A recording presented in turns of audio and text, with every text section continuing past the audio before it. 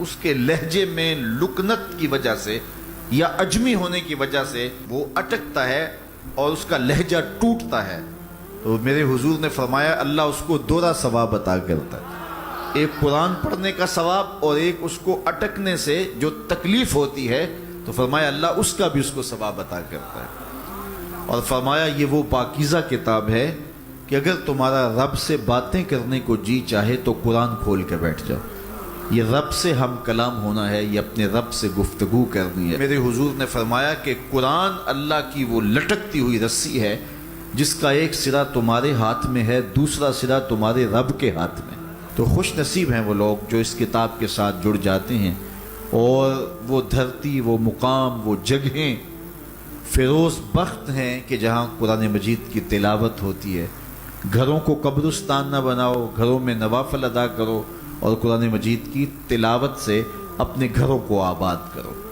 اگر گھر میں روزانہ کی بنیاد پہ قرآن مجید کی تلاوت کا معمول بن جائے تو پھر کوئی جن، کوئی بھوت، کوئی آسیب اور کوئی بدروح آپ کو تنگ نہیں کر سکتی۔ جہاں قرآن کی تلاوت تسلسل کے ساتھ ہوتی ہوگی وہاں جن نہیں ہوگا، وہاں ٹونے نہیں ہوں گے، وہاں جادو نہیں ہوگا، وہاں سایہ نہیں ہوگا، وہاں رحمت الہی کا سائبان تان دیا جائے گا۔ جہاں قرآن پڑھا جائے وہاں نزول باران ہوتا ہے، رحمتوں کی برسات ہوتی ہے۔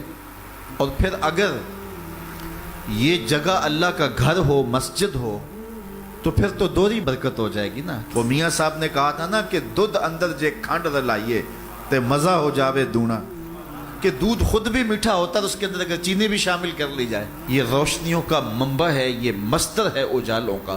اس کتاب سے اتنی روشنیاں پھوٹتی ہیں کہ زندگی کے سارے اندھیرے ختم کیے جا سکتے ہیں۔ یہ تمانیت قلب کا سبب بھی ہے، یہ روح کے اجالوں کا سبب بھی ہے، یہ کتاب زندگی ہے، کتاب حیات ہے۔ اس کے بتائے ہوئے اصولوں کے مطابق اگر زندگی بسر کریں گے تو یہ زندگی بھی خوبصورت ہوگی، اور اس زندگی کے بعد ایک اور شروع ہونے والی زندگی ہے، وہ زندگی بھی خوبصورت ہوگی۔ قرآن قبر میں چراغاں کرے گا، قبر میں روشنیاں دے گا، قبر میں اجالا کرے گا۔ اس کتاب کے اندر ایسے ایسے شفا کے نسخے رکھے گئے ہیں کہ ہماری زندگی کے روز مرہ مسائل کا حل ہے۔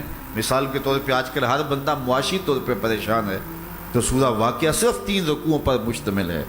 اگر یہ معمول زندگی بنا لے تو سورہ واقعہ جہاں ہوگی وہاں نحوستیں اور بے برکتیاں نہیں ہوں گی۔ سورہ یاسین پڑھو گے تو بے پناہ برکتیں اس کے دامن میں رکھی ہوئی ہیں۔ اسی طرح سورہ اخلاص صرف 3 مرتبہ پڑھیں گے تو پورے قرآن پڑھنے کا ثواب نصیب کر دیا جائے گا۔ ایک شخص حضور کی خدمت میں حاضر ہوا اور اس نے حضور سے کہا کثیر العیال ہوں، ذرائع آمدنی بہت تھوڑے ہیں، تو میرے لیے کوئی دعا کیجئے، کوئی مجھے نسخہ بتائیے۔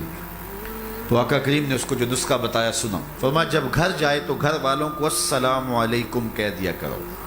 یہ کتنا سوکھا نسخہ ہے اور کتنا اچھا وظیفہ ہے، گھر والے بھی خوش، اللہ رسول بھی خوش۔ اس کے بعد ایک مرتبہ سورہ اخلاص پڑھ لیا کرو۔ غربت توڑ نسخہ، جب بھی گھر جاؤ السلام علیکم، اس کے بعد ایک مرتبہ سورہ اخلاص۔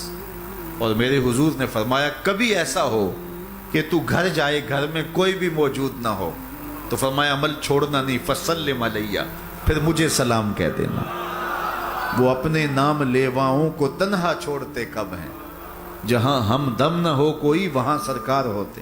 وہ کہتے ہیں میں عمل شروع کر دیا، گھر جاتا السلام علیکم، اس کے بعد السلام علیکم کے بعد میں سورہ اخلاص ایک بار پڑھ دیتا۔ اس عمل کی برکت سے میں نے تو امیر ہونا ہی ہونا تھا، میرے ہمسائے بھی امیر ہو گئے، میرے ہمسائے بھی امیر ہو گئے۔ تو قرآن کو اپنی زندگی میں بسا لو، قرآن کو شامل کر لو، دنیا بھی سنورے گی، قبر بھی سنورے گی، نزا کا عالم بھی سنورے گا، حشر میں بھی اجالے ہوں گے، جنت کی بہاریں بھی نصیب ہوں گی، اور رسول اللہ کا ساتھ نصیب ہوگا۔ تو اس کتاب سے جڑو، اس کو ورق ورق پڑھو، اس کو حرف حرف پڑھو، اس کو رکوع رکوع پڑھو، اس کا ایک ایک آیت ممکن ہو تو ایک ایک آیت روز پڑھ لو، اور اس کو ترجمے اور تفسیر کے ساتھ، توضیح کے ساتھ، شان نزول کے ساتھ اس کتاب اللہ کی تلاوت کا معمول